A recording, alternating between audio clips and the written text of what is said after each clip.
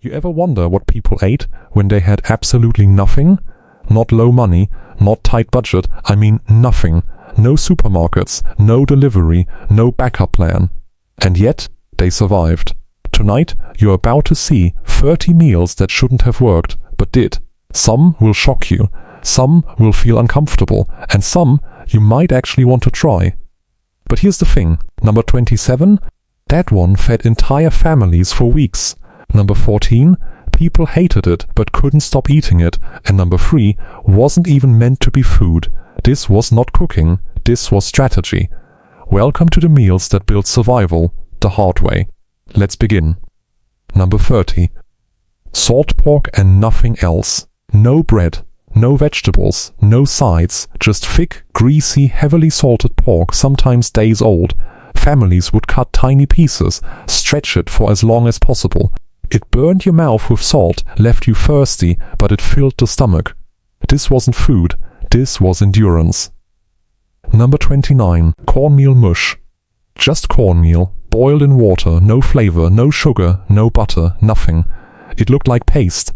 It tasted like almost nothing, but it was cheap, and it kept you alive. People would eat it morning, afternoon, night, because that was enough.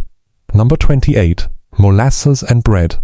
Hard bread, sometimes nearly rock solid, dipped into thick molasses for a hint of sweetness that sugar hit, kept energy going.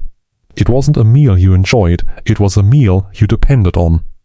Number 27. Potato soup without potatoes. Yes, you heard that right. Sometimes there were no potatoes, so what did they do? Boiled water, added scraps, onion skins, maybe a bone if lucky. They called it potato soup, because that's what it should have been, and somehow families sat together and ate it anyway. This was not cooking, this was hope. Number 26. Grease bread. Leftover fat saved from anything that had ever been cooked, mixed into flour if they had flour, fried into rough bread, heavy, oily, dense. It stuck to your ribs, and that was enough. Number 25. Vinegar pie. No apples, no fruit, just vinegar, sugar, water, baked into something that pretended to be dessert. It fooled the tongue just enough. A trick, a survival trick. And people loved it, because it felt normal. But here's what no one tells you. These meals weren't just about hunger, they were about holding on to dignity, about pretending just for a moment that everything was okay. Now it gets harder. Number 24. Dandelion salad. Not from a farm, from the ground, outside. Weeds. Picked by hand, washed, eaten raw or boiled. Bitter, sharp, unpleasant, but full of nutrients. This wasn't food, this was nature, keeping you alive. Number 23. Bean water stew. Beans were precious. Too precious to eat all at once, so people boiled them and saved the water. That cloudy, thin liquid became the meal. Sometimes a few beans floated inside, most times not, still it filled the stomach. Number 22. Ash cake. Flour, water, shaped into a rough lump, placed directly into hot ashes, no pan, no oven, pulled out, blackened, dusty, brushed off, eaten anyway. Grit between your teeth, but it worked. Number 21. Onion and salt. That's it. A raw onion dipped in salt. Strong, burning, harsh, but it stopped hunger for a while. And sometimes a while was all you needed. Number 20. Cornbread and water. Dry cornbread crumbling apart, followed by water to push it down. No flavor, no comfort, just function. This was not a meal, this was survival math. Number 19. Lard sandwich. Bread, if available, spread thick with lard. No meat, no extras, just pure fat. High energy, heavy, enough. This is where things change. Because now we move from meals that were simple to meals that people had to invent just to survive.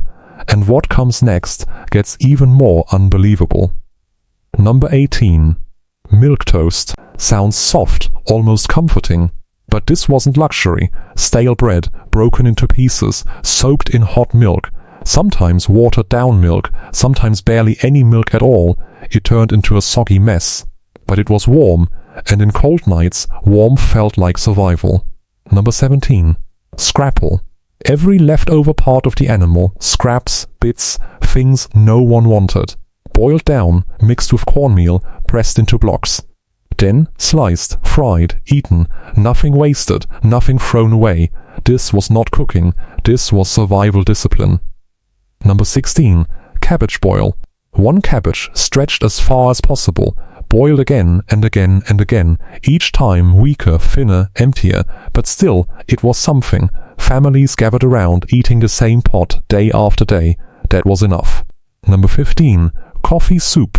Not coffee to drink, coffee as food. Bread dropped into weak coffee, softened, eaten with a spoon. Bitter. Strange, but it woke you up and filled your stomach, barely. Number 14. Salted fish scraps. Not full fish, just the pieces left behind. Heads, tails, bones with a little meat, soaked in water, cooked, eaten carefully.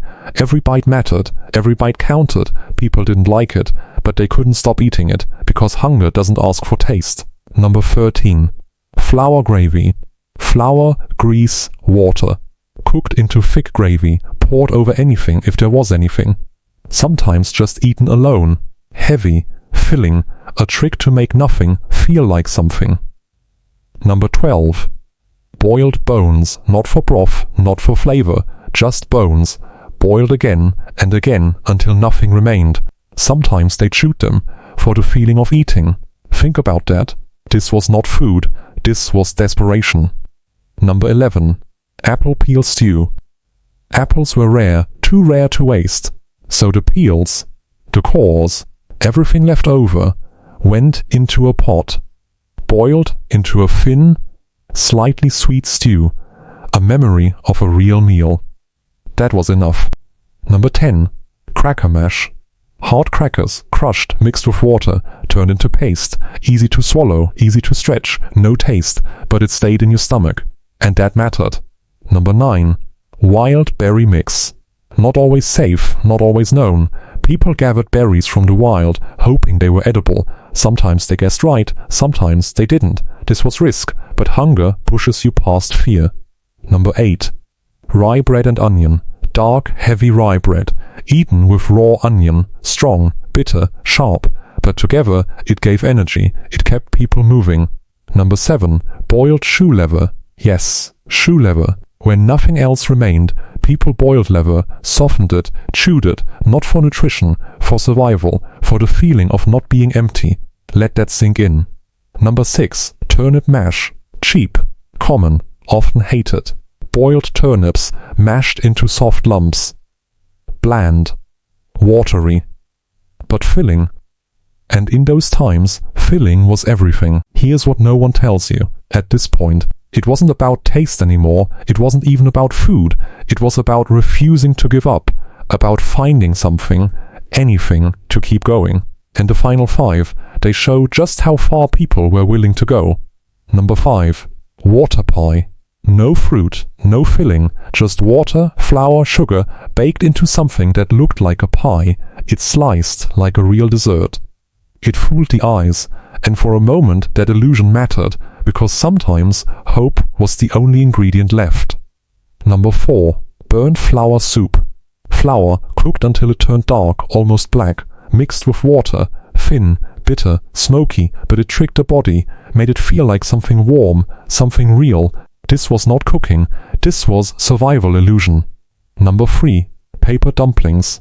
Not a joke, not a mistake.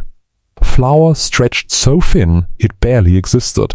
Sometimes mixed with fillers, even paper like scraps. Dropped into boiling water to create something that felt like dumplings. They weren't meant to taste good, they were meant to exist. And that was enough. Number 2. Sawdust bread. Yes, sawdust. Mixed into flour to stretch it further, to make it last longer, to create more from less. It was rough, dry, hard to swallow, but it filled space in the stomach. And in those times, space was survival. Take a second and think about that. People ate wood just to stay alive. And now, number 1. The meal that defined survival itself. Hunger soup. No recipe, no ingredients list, just whatever, anything, everything, thrown into a pot. Water, scraps, weeds, bones, leftovers, maybe nothing at all. Every day it changed, every day it got weaker, but every day it existed. Families sat together, staring into that pot, not knowing what they would get, but knowing it was all they had. This was not food. This was life, barely held together. And yet, they survived. They made it through winters, through poverty, through days that felt impossible, not because the food was good, but because they refused to give up. So here's the question. Could you eat like this, even for one day?